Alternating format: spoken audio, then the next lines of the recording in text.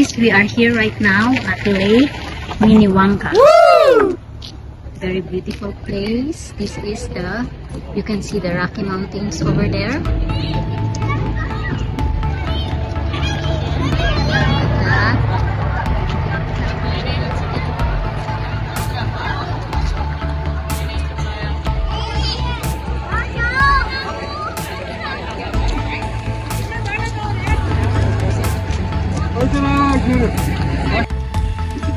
This is the restaurant area.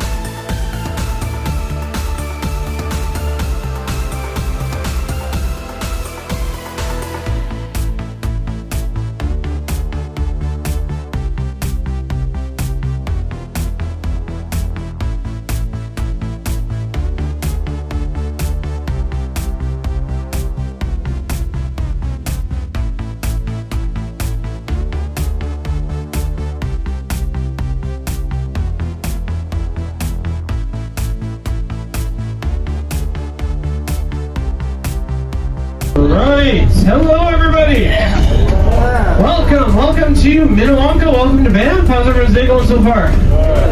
Good, nice, good to hear.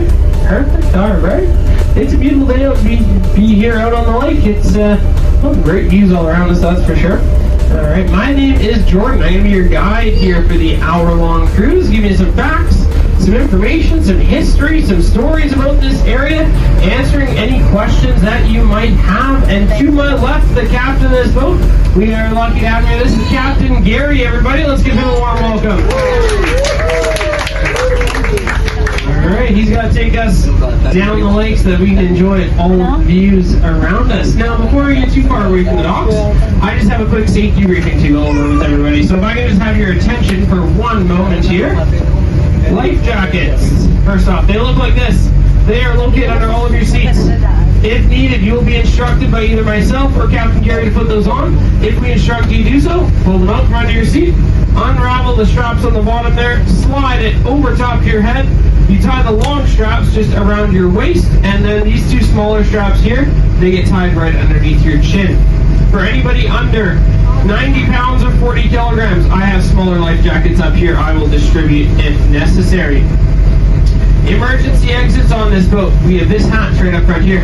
Also, all of the windows that line each side of the boat, all emergency exits sliding to open. Looks like most of you figured that out. All right, and then that rear door you came in is also no other way to travel there besides by boat or by hiking. There's a hiking trail.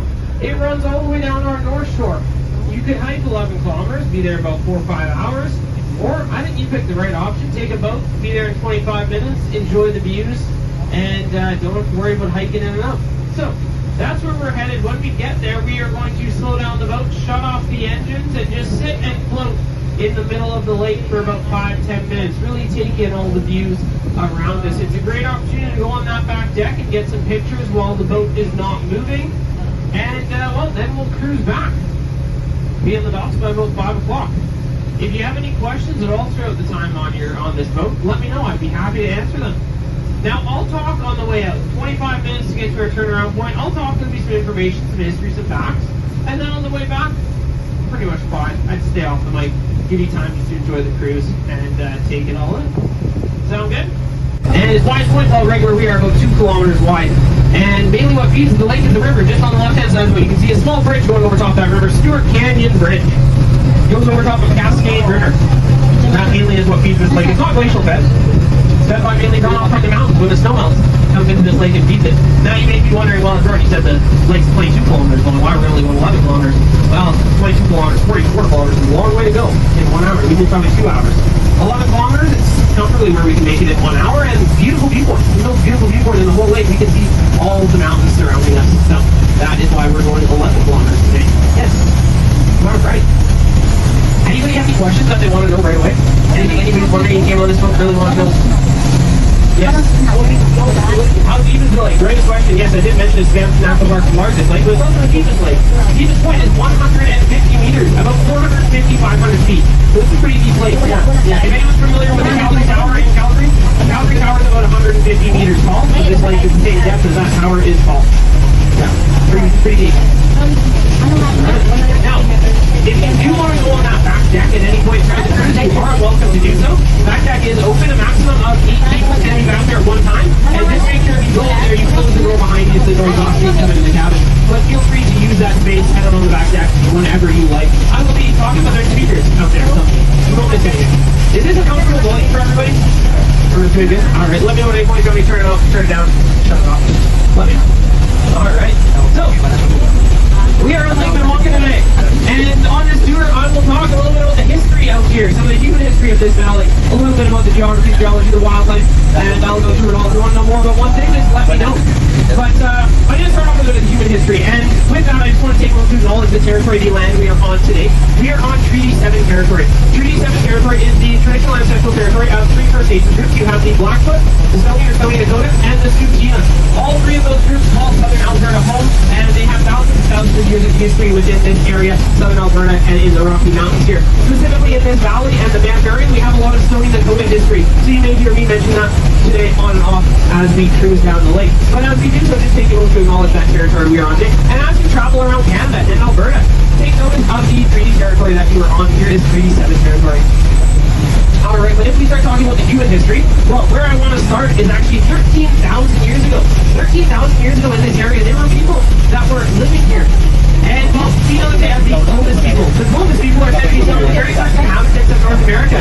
The theory is that they traveled over from the land bridge that used to connect the continent of Asia to the continent of North America. From what is now Russia to what is now Alaska, they traveled over and they settled in many places in North America. And how we know that they were in this area 13,000 years ago is because there was an archaeological dig conducted on our North Shore, on the left-hand side of the boat. The University of Calgary, in collaboration with Parks Canada, did an archaeological dig, and they found some artifacts. They found things that look like this. Anybody know what this is? What do you think this is, buddy? You don't know? Chocolate bar? What do you think? A knife! Close, maybe a knife. A spearhead. Yes, you got it there. Yes, this is a spearhead. More specifically, it's a Clovis Point spearhead. A specific style of spearhead used by the Clovis people when they were the Bighorn sheep on roads licking the pavement. They're licking the salt from the pavement because the salt is what helps their horns grow. So that's probably where they're seen in this area. But yes, the Bighorn sheep, they were around in this area 13,000 years ago. One difference between the Bighorn sheep of today and the Bighorn sheep of 13,000 years ago, that was the size. They're about 30% bigger. Bighorn sheep, yes, they were around 13,000 years ago. Pretty crazy. Now, imagine, coming into view, there is probably my favorite mountain down in this area, and what the Stoney people refer to as the guardian spirit.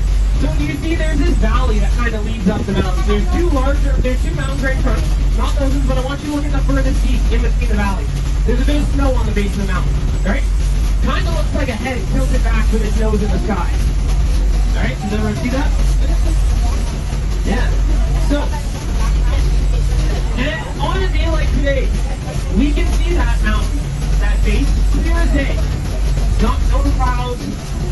The weather's pretty good out here. Pretty good day to be traveling out on the lake. But say we were traveling out here and that vitamin C. One handful of pine needles will be equivalent to about 4 oranges or so worth of vitamin C. So they would make a traditional tea out of those pine needles to get vitamin C in their diet. A lot of their diets were meat-based, eating the bison or things like that, so hard to get vitamin C, especially in the Rocky Mountains if you're living out here. Not many other things provide that health benefit, but those pine trees, lots of vitamin C in those pine needles. So they would make a tea. If you want to try pine needle tea, grab a handful of pine needles, put it in boiling water. Very bitter. Does not taste very good. No, very, very bitter. But they would add other things that they could find. Rose hips, for example, you can find this area. Add those and enhance the flavor. Make it taste a little bit better. But you'll get lots of vitamin C in your diet. With the pine needle tea. They shared that. The First Nations of Canada shared that tea with European explorers when they were coming to this area. European explorers were suffering from a disease. They were long journeys across the sea. They had no vitamin C. So they were suffering from scurvy. Pine needle tea, with the First Nations knowledge of the area, were able to cure that vitamin C.